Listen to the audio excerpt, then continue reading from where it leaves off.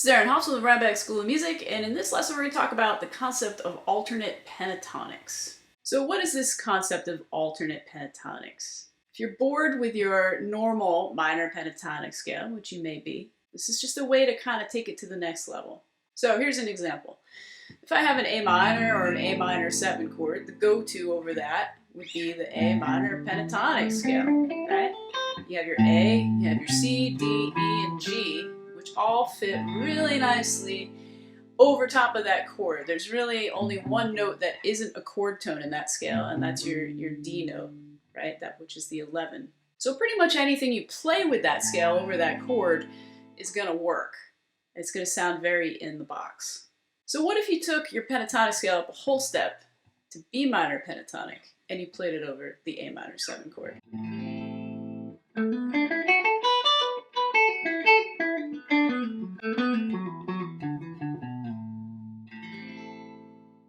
Gives you a whole other palette of sounds. So the B is the 9, the D is the 11, the E is your 5th of your chord, your F sharp is your 6th, and your A is your root.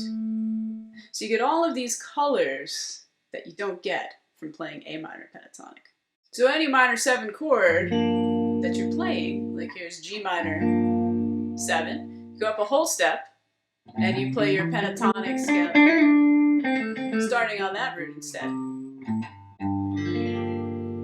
then you get all these other colors.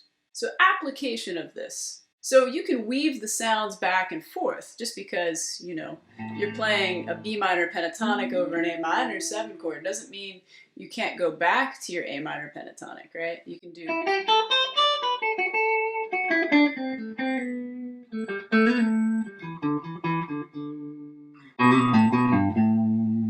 You get a lot of the Dorian kind of sound, right? Because if you played your Dorian scale, you'd also have a 9, and you'd also have a major 6th, and you'd also have your 11.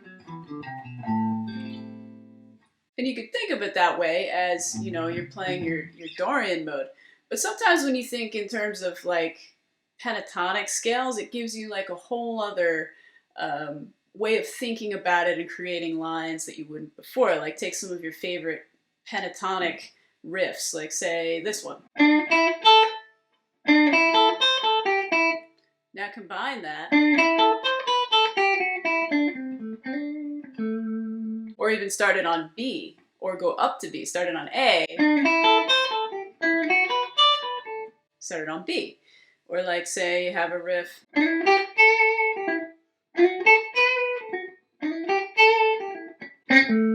Right? You probably wouldn't have thought of doing something like that if you were just thinking modally about the Dorian mode, right? Because there's certain ways that you play scales or practice scales that make you kind of create lines in a certain way. At least for me, that happens. So if you have some of your favorite pentatonic lines, just move them up a whole step. And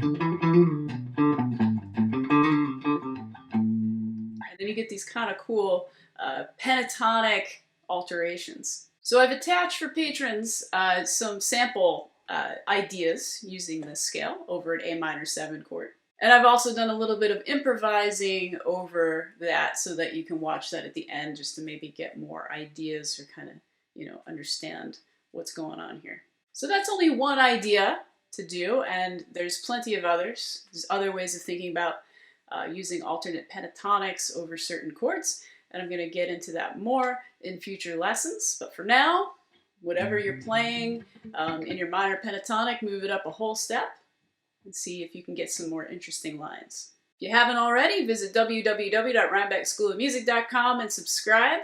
Become a patron, www.patreon.com/rhinebeckschoolofmusic, and I'll see you at the next one.